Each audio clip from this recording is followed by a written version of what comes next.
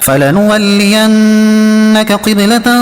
ترضاها فول وجهك شطر المسجد الحرام وحيث ما كنتم فولوا وجوهكم شطره وإن الذين أوتوا الكتاب ليعلمون أنه الحق من ربهم وما الله بغافل عما يعملون۔ ترجمہ: ہم تمہارے چہرے کا آسمان کی طرف بار بار اٹھنا دیکھ رہے ہیں تو ضرور ہم تمہیں اس قبلے کی طرف پھیر دیں گے جس میں تمہاری خوشی ہے، تو ابھی اپنا چہرہ مسجد حرام کی طرف پھیر دو، اور اے مسلمانوں تم جہاں کہیں ہو اپنا منہ اسی کی طرف کر لو، اور بے شک وہ لوگ جنہیں کتاب عطا کی گئی ہے وہ ضرور جانتے ہیں کہ یہ تبدیلی ان کے رب کی طرف سے حق ہے، اور اللہ ان کے اعمال سے بے خبر نہیں۔ قد نرى تقلب وجهك في السماء،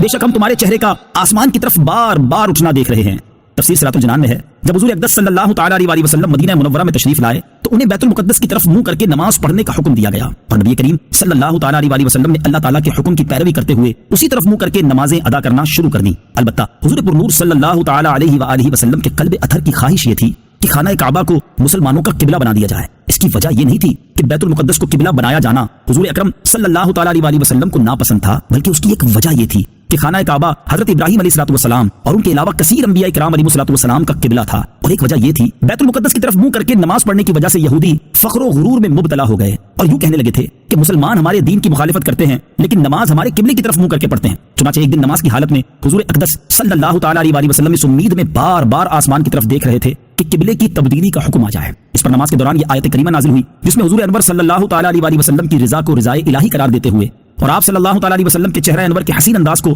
قرآن میں بیان کرتے ہوئے آپ علیہ السلام کی خواہش اور خوشی کے مطابق خانہ کعبہ کو قبلہ بنا دیا گیا۔ چنانچہ آپ علیہ السلام نماز ہی میں خانہ کعبہ کی طرف پھر گئے۔ مسلمانوں نے بھی آپ صلی اللہ تعالی علیہ وسلم کے ساتھ اسی طرف رخ کیا اور ظہر کی 2 رکعتیں بیت المقدس کی طرف ہوئیں اور 2 رکعتیں خانہ کعبہ کی طرف منہ کر کے ادا کی گئیں۔ خدا چاہتا ہے رضائے محمد۔ اس آیت سے معلوم ہوا کہ اللہ تبارک و تعالیٰ کو اپنے حبیب صلی اللہ تعالی علیہ وسلم کی رضا بہت پسند ہے، اور اللہ تعالیٰ اپنے حبیب صلی اللہ تعالی علیہ وسلم کی رضا کو پورا فرماتا ہے۔ امام فخر الدین رازی رحمۃ اللہ تعالی علیہ فرماتے ہیں بے شک اللہ تعالیٰ نے اپنے حبیب صلی اللہ تعالی علیہ وسلم کی وجہ سے قبلہ تبدیل فرمایا، اور اس آیت میں یوں نہیں فرمایا کہ ہم تمہیں اس قبلے کی طرف پھیر دیں گے جس میں میری رضا ہے، بلکہ یوں ارشاد فرمایا فَلَنُوَلِّيَنَّكَ قِبْلَةً تَرْضَاهَا، تو ضرور ہم تمہیں اس قبلے کی طرف پھیر دیں گے جس میں تمہاری خوشی ہے۔ تو گویا کہ ارشاد فرمایا اے حبیب صلی اللہ تعالی علیہ وسلم ہر کوئی میری رضا کا طلبگار ہے اور میں دونوں جہاں میں تیری رضا چاہتا ہوں۔ اعلیٰ حضرت امام احمد رضا خان علیہ رحمۃ الرحمان فرماتے ہیں بلا شبہ حضور اقدس صلی اللہ تعالی علیہ وسلم اللہ تعالیٰ کی مرضی کے تابع ہیں، اور بلا شبہ آپ صلی اللہ تعالی علیہ وسلم کوئی بات اللہ تعالیٰ کے حکم کے خلاف نہیں فرماتے، اور بلا شبہ اللہ تعالیٰ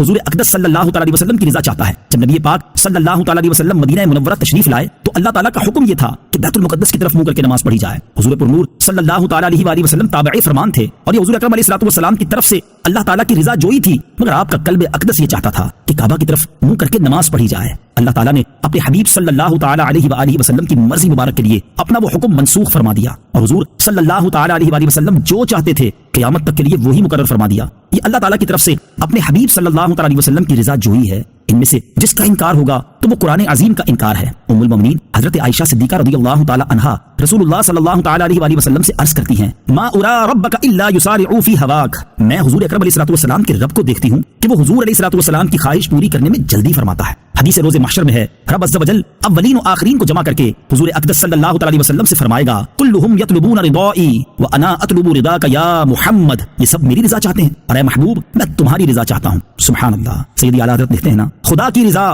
چاہتے ہیں دو عالم، خدا چاہتا ہے رضائے محمد۔ جس طرح اللہ تعالیٰ نے اپنے حبیب صلی اللہ تعالی علیہ وسلم کی خوشی کے لیے تا قیامت کعبہ کو مسلمانوں کا قبلہ بنا دیا، اسی طرح آپ صلی اللہ تعالی علیہ وسلم کی خوشی کے لیے آپ کی امت پر 50 نمازوں کو کم کر کے 5 فرض کی گئیں۔ آپ علیہ السلام کی خوشی کے لیے بدر و حنین میں فرشتے اترے، آپ علیہ السلام کی خوشی کے لیے معراج کی سیر کرائی گئی، آپ علیہ السلام کی خوشی کے لیے امتیوں کے گناہ معاف ہوں گے، آپ صلی اللہ تعالی علیہ وسلم کی خوشی کے لیے آپ صلی اللہ تعالی علیہ وسلم کو حوض کوثر عطا ہوا، آپ کی خوشی کے لیے امتیوں کی نیکیوں کے پلڑے بھاری ہوں گے، پل صراط سے سلامتی سے گزریں گے اور جنت میں داخل ہوں گے۔ اللہ تعالیٰ فرماتا ہے وَلَسَوْفَ يُعْطِيكَ رَبُّكَ فَتَرْضَىٰ، ترجمہ اور بے شک قریب ہے کہ تمہارا رب تمہیں اتنا دے گا کہ تم راضی ہو جاؤ گے۔ اعلیٰ حضرت امام احمد رضا خان کیا خوب فرماتے ہیں تو جو چاہے تو ابھی میل میرے دل کے دھلیں، تو جو چاہے تو ابھی میل میرے دل کے دھلیں کہ خدا دل نہیں کرتا کبھی میلا تیرا، اور فرماتے ہیں رضا پل سے اب وجد کرتے گزریے کہ ہے رب سلم صدائے محمد۔ وحيث ما كنتم فولوا وجوهكم شطرة.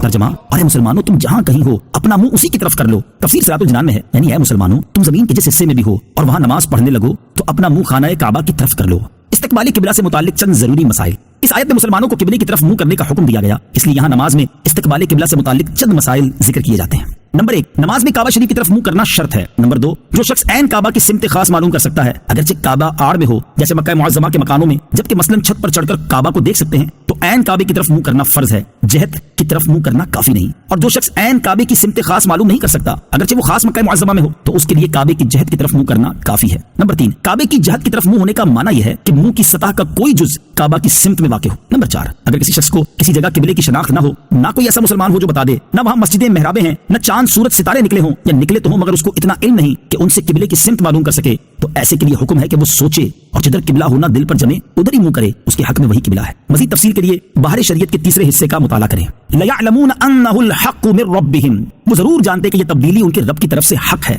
تفسیر صراط الجنان میں ہے، یعنی قبلے کی اس تبدیلی کے بارے میں اہل کتاب جانتے ہیں کہ یہ اللہ تعالیٰ کی طرف سے حق ہے، کیونکہ ان کی کتابوں میں حضور اقدس صلی اللہ تعالیٰ علیہ وآلہ وسلم کے اوصاف کے سلسلے میں یہ بھی مذکور تھا کہ آپ صلی اللہ تعالیٰ علیہ وآلہ وسلم بیت المقدس سے کعبہ کی طرف پھریں گے، اور ان کے انبیاء نے بشارتوں کے ساتھ حضور پر نور صلی اللہ تعالیٰ علیہ وآلہ وسلم کی یہ نشانی بتائی تھی کہ آپ بیت المقدس اور کعبہ دونوں قبلوں کی طرف منہ کر کے نماز پڑھیں گے. وَلَئِنْ أَتَيْتَ